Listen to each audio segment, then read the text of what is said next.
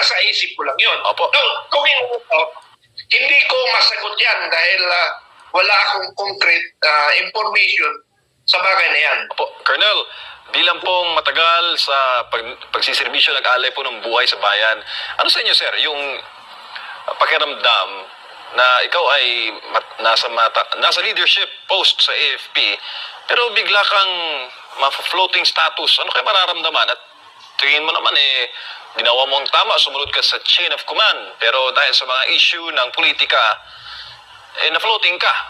At yung parang pinaghirapan mo ng ilang taon, nababalam. At ang mga sakripisyo mo ay naisasantabi para sa bayan. Magandang katanungan yan.